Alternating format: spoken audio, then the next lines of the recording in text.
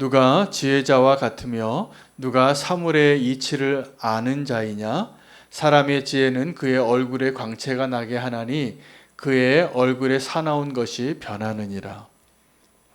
내가 권하노라. 왕의 명령을 지키라.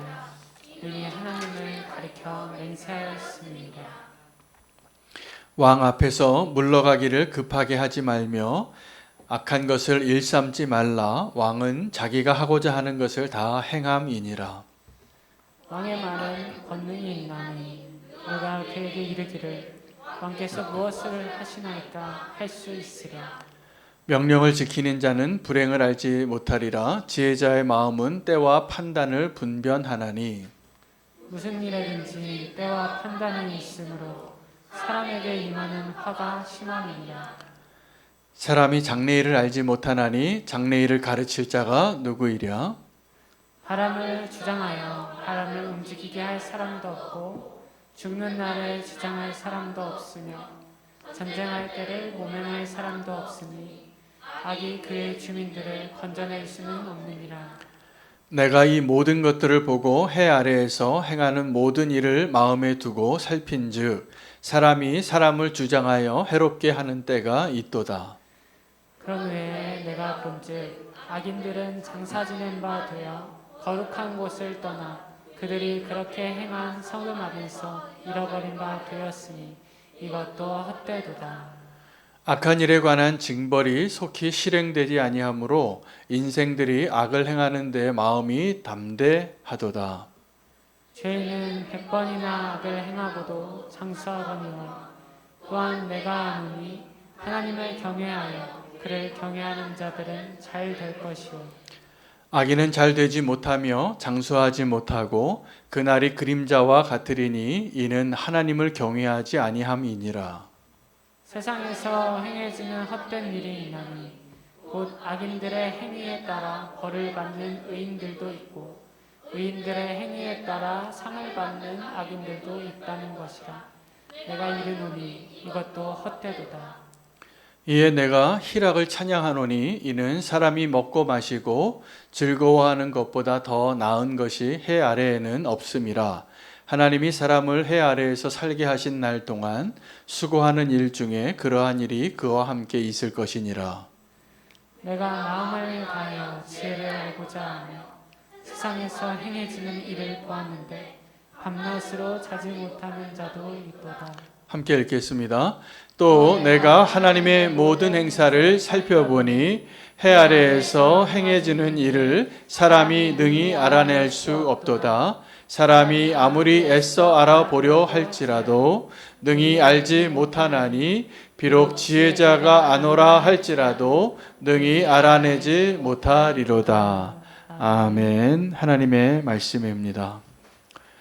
오늘 전도서 8장 본문에는 여러 내용이 마치 잠언서처럼 이렇게 같이 모여서 있는 본문이기도 합니다. 그래서 오늘 본문에서 하나님이 여러 가지 말씀을 우리에게 주시는데 전체를 총괄해서 하나님이 한 가지 주제를 저에게 주셨는데 오늘 말씀을 가지고 하나님과 함께 왕노릇하는 것에 대해서 함께 우리가 그 비결을 발견하고 오늘 이 예배의 자리도 동일합니다. 오늘 이 예배의 자리가 하나님과 동행하고 함께하는 자리일 것입니다. 왕이신 하나님과.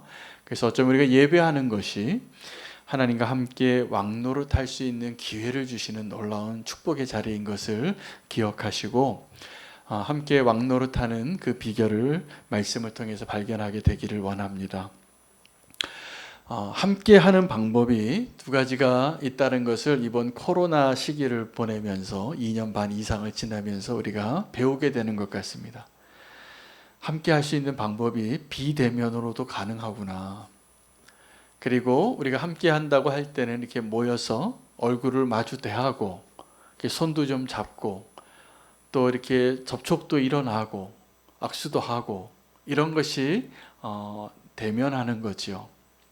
그런데 그것이 허락되지 않았습니다. 왜냐하면 이 전염병 때문에 지금 이 전염병이 우리의 삶을 굉장히 많은 부분을 바꾸고 있고 관여하고 있는데 적어도 함께하는 방법에 있어서 우리가 예배하는 방식과 또 우리 신앙생활을 하는 데 있어서 여러 가지를 생각하게 하고 또 우리를 바꾸시고 계시고 우리가 변화되어지는 과정 가운데 있다라고 생각합니다. 성경에서는 마지막 때가 가까워올수록 모이기를 패한다고 했습니다. 그래서 모이기를 힘쓰라. 우리가 자발적으로 모이기를 원치 않았던 건 아니지만 이 코로나 때문에 모이는 것이 불법이 되기도 하고 공무원이 와서 우리 예배 장소를 이렇게 체크해 가기도 하고 그런 시절을 보냈습니다. 생각해 보니까. 그런데 우리의 마음 가운데 마지막 때일수록 모이기를 힘쓰는 것이 사실은 어떠한 모습으로든지 그것이 가능해지면 좋겠습니다. 대면이 됐던 비대면이 됐던 우리가 사실 이렇게 대면으로 모여도 같이 있어도 마음이 딴 데 있을 수 있거든요. 그래서 같이 있는데 한 집에 살고 한 교회 안에 모였는데도 마음이 하나 되지 않아서 좀 마음이 불편하신 성도님들도 있잖아요. 그러면 이것은 대면이지만 성경에서 말하는 모이기를 힘쓰라라고 말하는 그 명령의 취지에 맞는 걸까요? 안 맞는 걸까요? 안 맞는 거죠. 근데 우리가 또 만날 수 없는 사이가 되어서 외국에 있더라든지 아니면 여러 가지 이유로 함께 할 수 없는데 이렇게 줌으로라도 모이고 영상으로라도 함께 예배할 수 있다면 우리가 비대면이지만 정말 하나 된 교회라고 함께 대면하고 함께 모이기를 힘쓰는 공동체라고 볼 수 있을까요? 네, 볼 수 있습니다. 우리 교회가 지금 작년부터 온라인 교회를 시작을 했는데 온라인 교회에 사실은 아주 갈급한 마음으로 우리는 교회라고 생각하고 계시는 성도님들이 적지 않습니다. 숫자가 많지는 않지만 정말 주님을 사모하고 갈급해하고 기도 제목을 내시고 또 우리 교회의 그러한 그 모든 행사에 적극적으로 이렇게 아멘도 하시고 소속감을 갖고 계시더라고요. 그런데 문제는 이분들이 서로 몰라요. 어떤 분들은 지금 미국에 계시고 베트남에도 계시고 또 다른 외국에도 계시고 우리나라에서도 막 지역이 다 멀리 있는 곳에 계신데 저는 대부분 아는데 이렇게 서로는 모르시는 거예요. 그러다 보니까 교회됨에 있어서 함께 하는 것이 무엇인가에 대해서 도전이 되더라고요. 좀 기도해 주시면 좋겠습니다. 이 온라인 교회가 또 하나의 이 코로나 시대를 통하여서 하나님이 비록 얼굴을 대하지 못할지라도 교회됨을 이룰 수 있는 새로운 가능성이 굉장히 많은 영역입니다. 이것을 지금 준비시켜 주셔서 앞으로 우리가 맞이해야 할 미래의 어떤 시점에 우리는 교회의 또 다른 중요한 영역이 될 수도 있을 것 같습니다. 함께 기도해 주시고 또 부탁을 드립니다. 여러분 이 함께 할 때 우리가 같은 곳을 바라보는 것이 함께 하는 것입니까? 서로를 바라보는 것이 함께 하는 것입니까? 둘 다죠. 제가 결혼 주례할 때 이 얘기를 많이 했던 것 같아요. 결혼은 서로를 이제 바라보는 것도 사랑하니까 서로 바라보는 것도 맞지만 사실은 두 사람이 같은 곳을 바라봐야지 평생 같이 산다고. 맞잖아요. 그렇죠? 그래서 어떤 그 종교가 다르거나 생각이 다르거나 너무 그 시선이 다른 데로 이렇게 돼 있으면 함께 사는 게 그 서로 막 뜨겁게 사랑할 때는 다 극복할 것 같지만 이게 어렵습니다. 그래서 같이 한 곳을 바라보는 것이 굉장히 중요한데 이렇게 교회로 모이든 아니면 가족으로 모이든 서로 같이 있다 보면 서로를 바라보면서 닮아가요. 제가 제 아내하고 처음 보는 분들이 가끔 그런 얘기를 해요. 우리가 닮았대요, 세상에. 사실은 저하고 정반대의 성격을 가지신 분이 제 아내입니다. 어떤 기질적으로나 모든 게 가치관으로나 굉장히 정말 반대예요. 그런데 저는 제 아내를 통해서 제가 없는 부분에 굉장히 유익을 얻어요. 그리고 저는 또 제 아내가 못하는 것을 제가 대신해 주는 것을 기쁘게 생각할 때가 많아요. 그래서 이렇게 반대된 사람이 서로 만나 사는데 닮아간다는 거죠. 여러분, 우리는 교회도요, 사실은 성도님들이 서로 닮아가는 거 아십니까? 그리고 제가 또 성도님들과 함께 서로 바라보고 이렇게 마주보고 있으면 닮아가는 것입니다. 근데 우리가 하나님과 함께 하기 위하여 정말 주님과 대면하는 시간, 주님과 얼굴을 맞대고 사는 시간이 더 많아지면 우리가 주님 닮아갑니다. 근데 예수 믿는다 그러고 예수 믿은 지 오래됐는데 그 얼굴이 사나워요. 그리고 그 안에 여러분 얼굴에는 메시지가 있습니다. 사실은 얼굴을 보면 그 사람의 마음이 보이는 거예요. 다 그런 거 아시죠? 그 얼굴 보면 저분이 지금 불편하구나, 저분이 지금 건강이 안 좋으시구나, 기쁘구나, 뭔가 좀 슬프구나, 고민이 많구나. 말 안 해도 얼굴에 다 나타나요. 그 얼굴을 딱 보면 저분이 어떤 인생을 살아오셨는지가 다 보이는 거예요. 그 얼굴에서. 주름살이 많고 막 고된 일을 많이 하셔서 아주 험한 인생을 사신 것 같은데도 그 안에 그 얼굴에 세상이 알지 못하는 그분만의 평안과 인격이 드러나는 분들을 제가 여러 봤어요. 고귀하시더라고요. 또 어떤 분들은 얼굴이 정말 예쁜데 잘생겼는데 별로 호감이 안 가요. 그 마음이 이렇게 드러날 때가 있어요. 여러분 오늘도 우리의 마음을 드러낼 수 있는 그 얼굴을 주님께로 보여주고 주님께로 향하는 이 시간 되시기를 축복합니다. 오늘 이 시간에 우리가 주님의 얼굴을 볼 수 있는 시간 되시기를 축복합니다. 하나님은 영이시기 때문에 우리가 하나님의 얼굴을 볼 수 없지만 적어도 우리가 아까 비대면과 대면을 말씀드린 것처럼 우리가 하나님 닮아갑니다.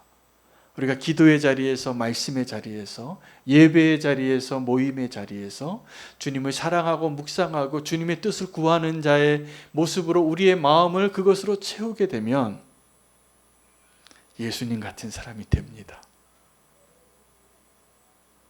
못 믿으시죠? 네, 우리가 정말 예수님을 알고 인격적으로 알아갈수록 그 축복을 누리게 될 것이라고 믿습니다. 구약에서 모세의 축복은 뭐냐면 그 모세는 사실은 자기가 가고 싶어서 또 원해서 지도자의 길을 가지 않았습니다. 80세 다 돼서 자기 몸도 하나 가누기 어려운데 그 고단한 지도자의 길을 가면서 하나님이 모세에게 주신 축복을 하나를 뽑으라면 하나님이 그 사람을 택해서 그를 만나 주신 거예요. 그래서 모세의 인생에 있어서 모세가 다른 어떤 성경의 다른 인물들과 구별되어지는 그의 모세라는 사람을 표현하는 형용사가 있죠. 하나님을 대면하여 알았던 자라. 여러분 하나님을 대면하여 알았다는 그 표현은 face to face예요. 근데 사실은 하나님의 얼굴을 보는 자는 다 죽는다 그랬는데 하나님이 이 모세를 택해서 하나님의 산에 그 하나님의 임재하심이 빽빽한 구름 가운데 그 임재한 그곳에 부르셔서 모세와 함께 하셨을 때 모세는 그 하나님의 얼굴을 보았다는 그 대면한 자라는 그 표현이 우리가 지금 이렇게 얼굴을 봤다라는 것으로 해석할 수도 있겠지만 저는 오늘 그렇게 말고 그 반대의 의미로 좀 해석을 해주고 싶어요. 여러분 하나님 앞에 나와서도 하나님 앞에 얼굴을 대하는 자가 아니라 등 돌린 자가 있을까요? 없을까요? 하나님께 등을 보이고 있는 분 있을까요? 없을까요? 있더라고요. 하나님 앞에 나왔는데 하나님께 내 얼굴을 보여드리는 것이 아니라 토라져서 때로는 실망해서 아니면 때로는 낙심해서 하나님을 몰라서 등을 돌려요. 그런 사람들은 이 하나님과 대면하여 아는 것이 어떠한 것인지를 누리지 못합니다. 한 사람도 오늘 이 자리에서 예배하시는 분이거나 온라인으로 예배 드리시는 분 가운데 한 사람도 하나님을 얼굴로 함께 대하지 아니하고 등 돌리고 서 계신 분 없게 되시기를 축복합니다. 그래서 오늘 이 본문 가운데서 왕 앞에서 어떻게 처신해야 하는가에 대한 본문이거든요. 왕 앞에서 어떻게 처신하라고 하냐면 왕 앞에서 물러서는 것을 급하게 하지 말래요. 이게 굉장히 위험하다는 것이죠. 여러분, 왕 앞에서 우리 행동 거지는 어떻게 해야 되냐면 조심스러운 겁니다. 여러분, 느헤미야를 아시죠? 느헤미야가 고향 예루살렘에 무너진 소식을 듣고 위험한 처지에 있었어요. 얼굴 색이 바뀌어서. 그 술 맡은 간원이 얼굴 색이 바뀌면 목숨이 위태로운 겁니다. 왜냐하면 가장 가까운 곳에 왕을 보필하면서 왕의 안전을 책임져야 될 사람인데 그 사람이 딴 마음 먹고 있으면 어떻게 됩니까? 큰일 나는 거죠. 근데 왕 앞에서 얼굴색이 바뀌었는데 이 느헤미야가 평소에 참 신실한 사람이었기에 망정이지, 안 그러면 그 사실 하나만으로도 그 자리에 더 이상 설 수 없는 그러한 자리가 그 자리입니다. 그래서 묻죠, 왕이. 왜 그렇게 얼굴에 수심이 많냐? 고향 이야기, 예루살렘이 무너진 이야기를 하고 은총을 입습니다. 에스더가 왕 앞에 나가는 게 왜 어렵습니까? 왕 앞에 서는 건 원래 어려운 거예요.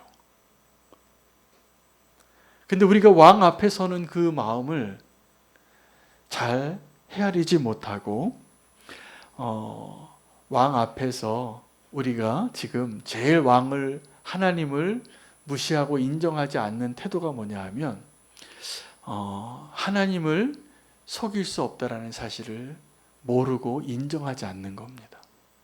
여러분, 오늘도 예배의 자리 나와서 하나님 앞에 서 계신가요? 아멘. 그럼 하나님 앞에 내 마음을 속일 수 없다는 것을 아세요? 하나님이 다 보고 계시다는 것을 아십니까? 그래도 괜찮습니까? 하나님 지금 내 마음을 다 아시는데 지금 오늘 주님 앞에 나와서 내 마음 다 드러내고 보이고 있고 내가 한 일을 다 알고 계시고 내가 뒤에서 무슨 말 했는지 다 아시는데 괜찮으세요? 아멘입니까? 저는 이것을 압살롬이 죽었을 때, 압살롬이 머리가 길어서 그 치열한 전투가 있었던 그날에 그 나뭇가지에 머리가 걸려서 대롱대롱 걸려 있는데 다른 다윗의 군사들이 그를 칼로 찌르지 못했습니다. 왜냐하면 다윗 왕이 출전하는 모든 군대를 다 모아놓고 내 아들 압살롬을 좀 잘 부탁한다고 부탁을 했거든요. 나를 봐서라도. 자, 근데 그 대롱대롱 달려있는 압살롬을 보고 요압이 그 보고를 듣고 달려오죠. 여기 압살롬이 걸려있다고. 그때 이렇게 얘기합니다. 너 왜 이렇게 아직도 안 죽이고 있냐고. 이 사람 죽으면 전쟁 끝나는데 내가 은 10개와 금띠 하나 줄 테니까 지금 없애라고, 죽이라고. 근데 그때 백성들이 했던 얘기가 저에게 오늘 은혜가 돼요. 그때 다른 군사들이, 요압을 뺀 다른 병사들이 뭐라고 얘기하냐면 나는 당신에게 금 1000개를 줘도 못하겠다고. 나는 다윗 왕 앞에서 내 마음을 숨길 수 없다고. 왕 앞에서는 그 누구도 숨길 수 없는 것 아시지 않냐고. 근데 요압이 그 얘기 듣고도 자기가 직접 찌릅니다. 여러분, 때로는 우리가 하나님 앞에서 하나님을 경외한다고 하면서도 하나님을 두려워하지 않고 하나님이 내 마음을 다 보시고 계시고 내가 하나님을 속일 수 없다는 것을 인정하지 않고 요압처럼 내 마음대로 결정하고 행동하신 적 혹시 없으십니까? 많이 있습니다. 우리가 그 순간에는, 여러분, 우리가 특히 죄 지을 때 그러잖아요. 그리고 후회할 뭔가를 할 때, 후회할 어떤 일들을 할 때 하나님 앞에 우리가 어떠한 것도 숨길 수 없다라는 것을 아는데 그 병사들이 다 알고 압살롬을 어떻게 할지 몰라서 지금 고민하고 있는데 요압처럼 자기의 뜻대로 그를 죽여버리고 마는 자가 됩니다. 오늘 이 전도서는 왕 앞에서 우리가 어떻게 처신해야 하는가를 이야기하는데 오늘 그것을 아는 것이 함께 왕 노릇하는 비결입니다. 여러분, 성도에게 하나님이 허락하신 축복이 함께 왕 노릇하는 것인 거 아시죠?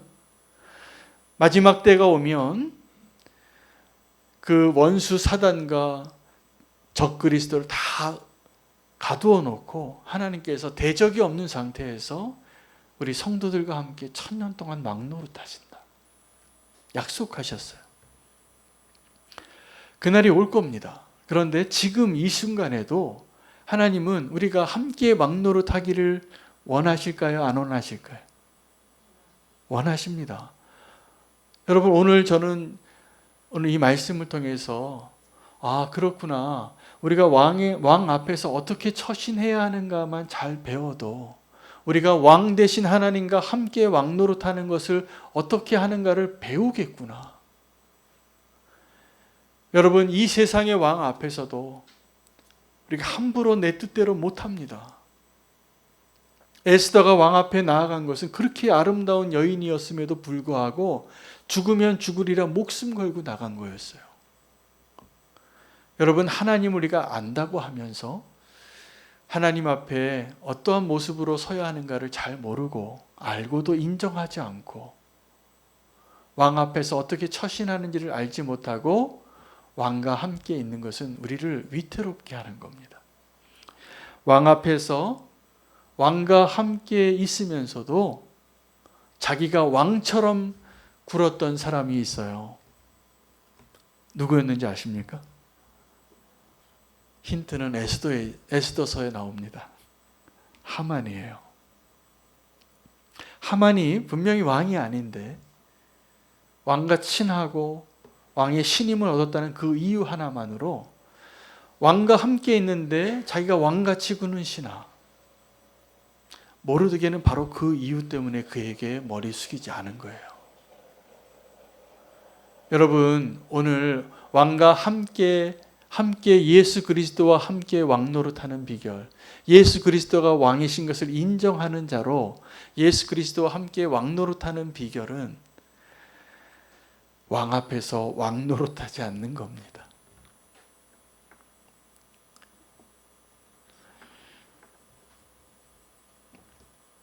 이 요압 장군도 사실은요, 그의 왕이 있었어요. 다윗이죠. 이게 서로 사촌지간이었기 때문에 왕인데도 왕으로 인정 안 하는 거예요, 때로는. 그래서 다윗이 노년에 그 고백을 해요. 내가 이 스루야의 아들들을 왕이 되었는데도 내 손으로 제어하기가 어렵다고.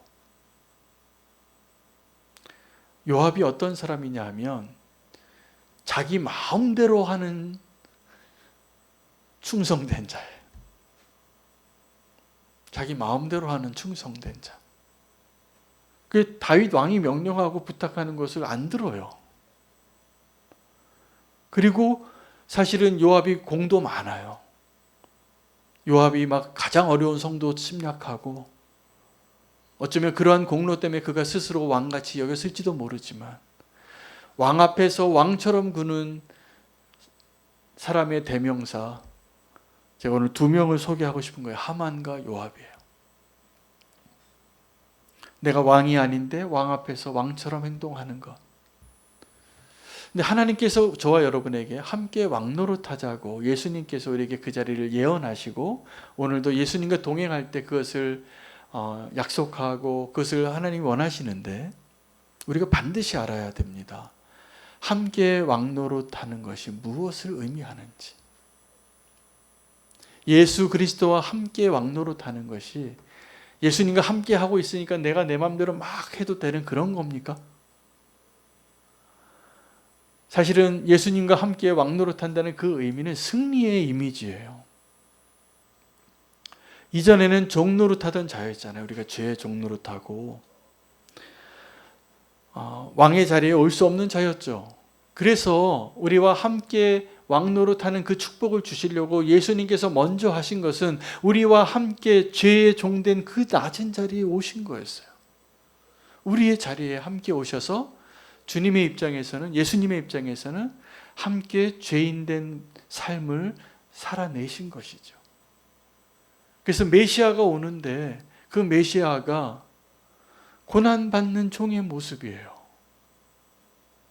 이 땅에서 십자가는 주님이 우리와 함께 왕노릇 하시려고, 우리와 함께 하시려고 주님이 우리의 자리에 오신 그 승리의 자리예요. 이제 저와 여러분이 정말 그 예수 그리스도의 십자가의 능력으로, 질그릇 안에 담겨져 있는 그 보배의 능력으로 우리가 그 사망의 산자이지만 우리의 생명을 내어줌으로 함께 그 승리를 누리는 자가 되는 그 축복은 함께 왕노릇하기 위한 것입니다. 꼭 이기시기를 바랍니다. 주님이 함께 하실 때 이 주님과 함께 왕노릇하는 것은 이제 더 이상 죄의 종노릇하지 않는다는 의미이기도 해요. 그리고 또 한편으로는 주님을 정말 주님으로 인정하고, 오늘 주님을 인정하라고 하는 그 내용들이 많이 있습니다. 오늘 본문에 보면 때와 판단에 대해서 분별할 수 있는 은혜를 주셨다고 이렇게 이야기합니다. 그 시간과 프로시저, 타임 앤 프로시저를 우리에게 알려주시는 거예요. 여러분, 우리가 때에 맞는 말, 또 그 경우에 맞는 말을 하는 것을 아로 새긴 쟁반 위에, 금쟁반 위에 있는 금사가라고 이렇게 표현을 해요. 어떤 말을 하나 해도 그 상황과 지혜로운 말을 하면 사람을 살리는 말을 하고, 아무리 옳은 말인 것일지라도, 믿음의 말일지라도 때가 맞지 않으면 그건 하나님께 순종하는 것이 아니라 거역하는 것이었어요. 정탐꾼들이 그 정탐을 하고 와서 2명을 빼고는 10명이 다 믿음이 없는 말을 했는데, 그들이 믿음이 없는 말을 한 결과에 대해서 하나님께서 진노하시고 이제 그들이 후회 막심한 그 내용을 이야기해 주니까 그들이 그때 올라갑니다. 우리가 저 산에 다시 올라가자고. 근데 말려요, 모세가. 올라가지 말라고. 때가 아닌 거죠. 우리가 하나님의 때를 잘 분별해서 정말 하나님이 주시는 그 때에 맞게 순종하는 것, 똑같은 말과 똑같은 행동인데도 그 때에 따라서 이것이 순종일 수 있고 이것이 불순종이 될 수 있다는 사실이죠. 여러분, 아비가일과 나발이 부부인데 이 부부가 어떻게 부부가 됐는지 모르겠어요. 아마 그 나발이 그렇게 미련한 사람이었음에도 불구하고 아비가일이라는 지혜로운 여인이 있었기 때문에 그 가정이 유지됐었던 것 같아요. 그는 정말 미련한 사람입니다. 다윗이 누군지 아는데 술 한 번 취해서 그 교만함에, 오만함에, 여러분, 어리석은 사람, 미련한 사람의 모습이 교만이에요. 불행해집니다. 오늘도 이 전도서 말씀 가운데 전도서가 이렇게 세상을 보니까 분명히 의인의 삶을 살았는데 악인과 같은 형벌을 받는 사람이 있고, 악인과 같은 삶을 살았는데 의인의 상급을 받는 것처럼 보이는 사람이 있다라는 거예요. 하나님이 때가 아닌 거죠. 여러분, 악인이 의인의 상을 받는 거, 그것이 그 악인에게 축복입니까? 아니면 저주입니까? 축복인가요? 아닙니다. 오늘도 그 표현이 나오는데 그 악인이 자기 행위에 대해서 담대해진다고 그렇게 얘기했어요. 악인이 지금 자기가 잘못한 것에 대해서 하나님이 간섭하고 그것을 드러내시고 그것을 다루지 않으시면 지금 악인인데 의인의 상을 받는 것이 우리가 이해할 수 없습니다, 하나님, 이렇게 말할 때가 많지만 그 자체가 이미 하나님의 심판의 과정이에요. 그 악인은 지금 자기가 행한 그 악이 다루어지지 않는 것을 보면서 그 악에 담대해지는 거예요. 더 하나님 모르는 길로 가버리는 거예요. 하나님이 그 사람 내버려 두면 어떻게 될까요? 더 심판의 자리로 나아가겠죠. 의인의 삶을 살았는데 마치 고난을 겪는 것이 지금 악을 행한 사람들이 당하는 그 고난과 같은 깊은 골짜기의 삶을 살고 있어요. 욥같이. 근데 그것을 통해서 그 사람이 고난이 주는 유익으로 연단되어지는 것입니다. 그리고 그것을 이 땅에서 혹시 누리지 못한다 할지라도 영원한 나라에서 의인이 이 땅에서 당한 그 고난과 어려움 때문에 주실 축복이 비교할 수 없어요. 그걸 믿으십니까? 그래서 내가 믿음으로 살고 하나님이 원하시는 선한 삶, 의로운 삶을 살았는데 하나님 이게 뭐예요? 라고 따지고 싶은 마음이 드시거든 감사하시기 바랍니다. 제가 보니까 그러한 고난을 허락하신 분들은 욥과 비슷한 분이에요. 하나님이 그걸 감당할 만한 분이니까 그 고난을 허락하신 거가 분명할 겁니다. 하나님이 감당할 만한 시험만을 주신다고 하셨거든요. 내가 이거 너무 힘들어요, 주님. 내가 주님을 위해서 이렇게 믿음으로 살려고 발버둥 치고 좀 선하게 죄 안 짓고 살려고 하고 다른 사람한테 피해 안 끼치려고 살고 그렇게 최선을 다해 살았는데 나 왜 이렇게 힘들어요? 이러한 성도님들은 많아요, 제가 보니까. 근데 그게 축복입니다. 하나님이 고난을 통해서만 줄 수 있는 순종과 인내와 정말 그리스도를 닮아가는 그 축복을 그분에게 주실 거라고 저는 확신해요. 내가 이 땅에서 조금 착하게 살고 의롭게 살고 주님이 원하시는 모습으로 살았다고 내가 이 땅에서 상 받는 게 미치는 장사예요. 상급을 미리 받는 건데 이 땅에서 받는 상급은 곧 없어져요. 내가 그렇게 의롭게 살고 하나님이 기뻐하시는 모습으로 믿음으로 살았다고 해서 하나님이 나에게 만약에 돈을 좀 많이 주시고 이 땅에서의 성공을 주시고 그거 막 누리고 행복하겠죠. 그래봤자 찰나예요. 이 땅에서 우리가 누리는 축복은 잠깐이잖아요. 그러나 우리가 영원한 나라에서 누릴 축복은 야, 내가 이렇게 믿음으로 살았는데 하나님께서 다 주시지 못했어요. 보상을 못 하셨어요. 억울한가요? 아니에요. 많은 믿음의 선배님들은 그것을 기뻐하면서 보내셨어요. 우리도 그럴 수 있는 사람 되기를 축복합니다. 내가 사랑하고 품어주고 이해했는데 오해를 받아요. 할렐루야를 외치세요. 그 적금 부은 거예요. 하나님께 기뻐할 수 있는. 정말 주님이 기뻐하시는 그 축복이 예비되어 있는 거예요. 내가 여기서 어떠한 보상을 이 땅에서 받는 것보다 주님이 주시는 그 축복의 자리로 나아가시기를 바랍니다. 오늘 본문에 또 미래의 일을, 장래의 일을 알지 못하게 하셨다 그랬습니다. 하나님은 점쟁이가 아니세요. 여러분 미래의 일을 알고 싶으시죠? 나단이 이 다음에 커서 뭐가 될지 알고 싶지 않아? 목사님은 알고 싶은데 기대가 되고. 근데 장래일을 우리가 모르게 하나님이 해주셨다는 거예요. 근데 우리 그 미래를 알고 싶어요, 좀. 그래서 점쟁이 찾아가더라고요. 내가 대통령 후보인데 내가 대통령 되냐 안 되냐. 내가 이번에 어디 뭐 물건을 뭘 하나 샀는데 집을 사는데 땅을 사는데 어떻게 하면 되냐. 그것이 다 뭐와 연관이 돼 있습니까? 이 땅에서의 나의 유익과 연관이 돼 있어요. 만약에 그러한 그 질문이 내가 구원받는 것인가 아닌가, 영원한 나라에서의 그 보상과 연관이 돼 있다면 우리가 제가 보기에 점쟁이 찾아갈 사람이 없을 것 같아요. 당연히 하나님 찾아가죠. 그럴 것 같지 않습니까? 내가 지금 알고 싶은 미래가 구원과 관련이 되어 있고 영원한 나라와 연관이 되어 있는데 점쟁이 찾아가겠어요? 아니에요. 내가 이 땅에서 내가 원하는 것을 알고 싶고 갖고 싶어서 그러시는 거더라고요.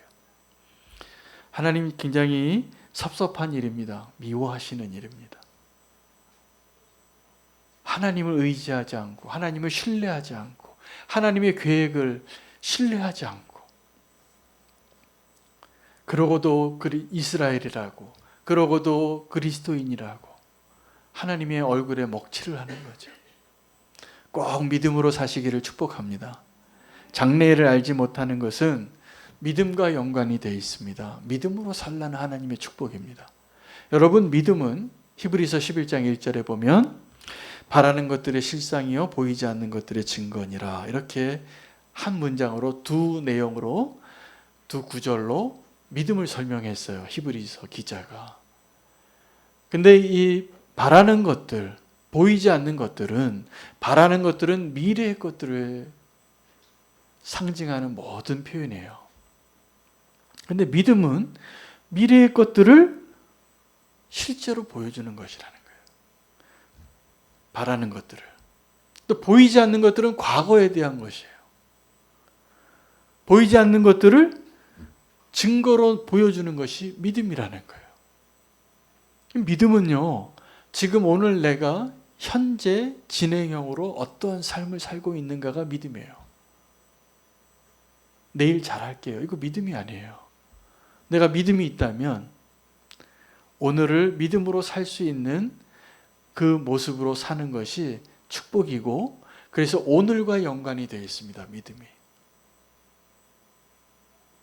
근데 그 오늘을 사는 그 삶을 믿음으로 사는 것은 하나님과 동행하지 않으면 어렵습니다, 사실. 그래서 함께 왕노릇하는 그 하나님의 축복을 오늘 누릴 수 있게 되기를 원합니다. 함께 왕노릇하기 위하여 하나님을 조심하고 하나님을 신뢰하고 또 내가 할 수 없는 것들을 하나님께 인정하고 하나님 의지하고 사는 것 외에 우리가 또 해야 할 것은 하나님의 공의를 이루는 것입니다. 우리가 함께 왕노릇하면서 내가 원하는 대로 내 소욕에 원하는 것대로 사는 것을 하나님이 기대하시는 것이 아니라 정반대로 이제 우리가 하나님의 관점으로 나의 삶을 사는 거예요. 우리 성도에게는 그 축복을 하나님이 주신 것입니다. 우리가 성도로 살면서 나 개인의 세상에 있는 내 개인의 것들을 구하며 내 개인의 행복과 만족과 안전을 위하여 구하는 것이 성도의 축복이 아니에요. 사실은 성도로 부름받은 것은 주님과 함께 동행하면서 왕노릇하는 거예요. 하나님같이 하나님의 관점으로 이 세상의 것들을 아파하고 안타까워하고 그렇게 하나님과 같은 마음으로 눈물을 흘리고 기뻐하고 그렇게 되시기를 축복합니다. 오늘 하나님과 함께 왕노릇하는 비결은 하나님과 함께하는 것을 늘 의식하고 동행하는 삶을 살 때 이거 하나가 분명히 해야 돼요. 내가 하나님이 아니라는 것, 내가 왕이 아니라는 것. 그 일을 가장 완벽하게 살아낸 사람이 다윗입니다. 그 다윗은 여러 이스라엘 사람들 가운데에서도 하나님이 첫 번째 왕 세우는 일에 실패했으니 두 번째 왕 세우는 일에는 조금 더 완성도가 높은 사람을 기대하며 세우셨을 텐데, 그리고 그러한 상황 가운데 놓으신 거예요, 다윗이라는 인생을. 아마 다윗도 그 사울의 자리에서 왕을 먼저 했다면 그런 시행착오를 했을지도 모르겠습니다. 하나님을 왕으로 인정하지 않는 왕인 거죠. 그 사울 왕이 그 왕이에요. 왕 자리에 있는데 하나님 없는 왕, 정말 내가 왕, 세상의 왕 같은 왕. 그러나 이스라엘 가운데 세운 하나님의 왕은, 그리고 우리 성도에게 허락하시고 기대하시는 그 함께 왕노릇하는 모습은 내가 너의 왕이 되겠다가 분명하신 그 하나님의 뜻이 이루어지는 성도의 삶이 되어야 합니다.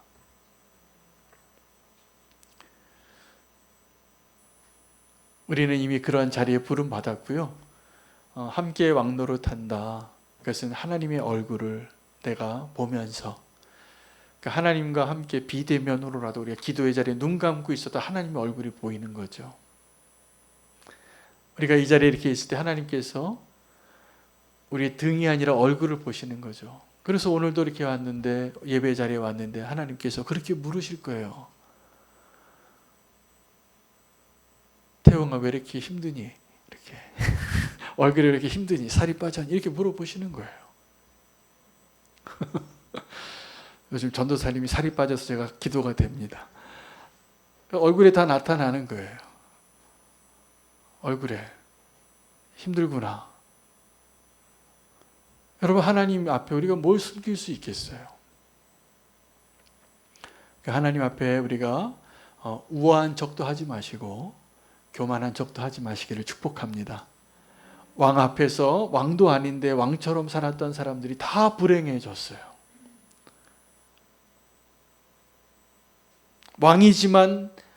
내가 왕이지만 왕이라고 여기는 하나님을 늘 함께 모시는 그 다윗 축복받았잖아요. 제가 우리 손흥민 선수를 참 좋아합니다. 축구도 잘하는데 아버지가 아주 훌륭하시더라고요. 그 아버지가 그 아들 교만해 줄까 봐 월드 클래스 아니라고 이렇게 기자회견했다가 그 손흥민에게 기자가 또 물었는데 그 손흥민이 참 괜찮은 사람이더라고요. 그 뭐라고 대답했냐면, 제가 정말 월드 클래스라면 월드 클래스라는 질문이 나오겠냐고.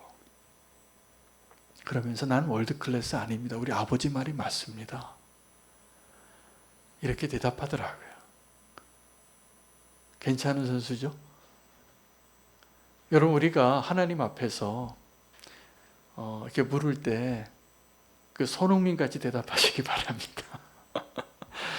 우리가 늘 하나님과 함께 왕노릇하는 것은 하나님이 나의 왕이시고 내가 거하는 모든 세계에 하나님이 하나님이신 것을 더 누리고 함께 할 때 절대로 그 하나만은 넘으면 안 돼요. 마치 요셉이 그가 형통했는데 그 시위대장의 집에서 다 맡겼는데 딱 하나만 안 맡겼거든요. 그 시위대장의 아내죠. 그래서 그가 그 아내가 유혹할 때 그가 대답을 그렇게 한 겁니다. 내 주인이 나에게 모든 걸 맡겼는데 당신만 빼고 다 맡겼다고. 여러분, 예수 그리스도와 함께 왕노릇하는 것에서는 꼭 한 자리가 남아 있어야 됩니다. 진짜 왕의 자리. 아멘. 그것이 예수 그리스도와 함께 왕노릇하는 비결입니다. 늘 주님을 우리의 왕으로 여기고 주님과 함께 동행하시고 이 세상에서 어떠한 형편에 있든지 상관없이 기쁘고 감사하고 승리하는 자의 모습이 되시기를 축복합니다. 오늘 말씀으로 우리가 예수 그리스도와 함께 왕노릇하는 비결을 주님이 말씀해 주셨고 그렇게 누리게 되는 축복을 더 풍성하게 누리게 되기를 소망하며 함께 기도하고 나아가겠습니다. 오늘 말씀 붙잡고, 하나님, 내가 왕 앞에 있으면서 왕처럼 행동하는 자 되지 않게 해달라고, 주님 앞에 겸손하게 주님과 함께 동행하는 자가 되게 해달라고 주의 이름 부르고 함께